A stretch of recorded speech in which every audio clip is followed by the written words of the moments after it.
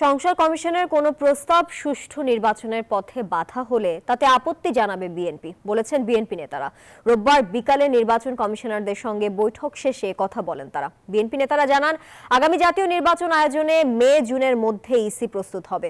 নির্বাচন নিয়ে সোমবার প্রধান উপদেষ্টার সঙ্গে আলোচনায় বসবেন দলটির নেতারা।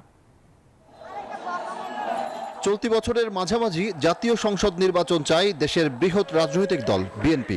দাবি আদায়ে মাঠেও নামছে দলটি। সারা দেশে 64টি সমাবেশ করার সিদ্ধান্ত হয়েছে দলটির স্থায়ী কমিটির বৈঠকে। লক্ষ্য দ্রুত নির্বাচনের রোডম্যাপের দাবি আদায়ে জনমত গড়ে তোলা।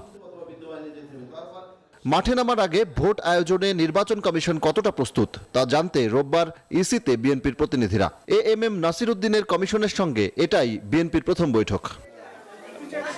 বৈঠকের পর গণমাধ্যমের সামনে বিএনপি নেতারা জানান কি আলাপ হলো নির্বাচন ভবনে। সংস্কার কমিশনের কোনো প্রস্তাব সুষ্ঠু নির্বাচনের পথে অন্তরায়, ওটা তো নির্বাচন কমিশন কেন, আমরাও বাধা দেব। এই নির্বাচন ঘোষণার দায়িত্ব এখন সরকারের, তারিখ ঘোষণার বা করার, মানে কখন হবে এটা বলা, তারপরে শিডিউল ঘোষণা তো তারাই করবে, নির্বাচন কমিশন করবে। আগামীকাল আপনারা জানেন যে প্রধান উপদেষ্টার সঙ্গে আমাদের একটা আলোচনা আছে, আমরা সেখানে প্রসঙ্গ নিয়ে আলোচনা করব। এর আগে রোববার সকালে একটি অনুষ্ঠানে সিইসি বলেন, রাজনৈতিক নিয়ন্ত্রণের কারণেই ইসির এত বদনাম।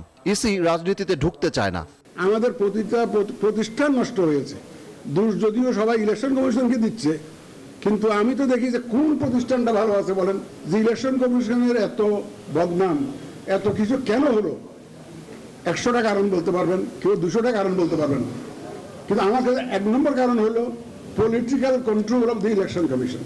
সিইসি বলেন, নির্বাচন কমিশনের উপর রাজনীতিবিদদের প্রভাব বন্ধ না হলে আবারও সেই পুরনো চিত্রই ফিরে আসবে। তাই প্রয়োজন সবার সহযোগিতা। সজল দাস, নিউজ 24, ঢাকা।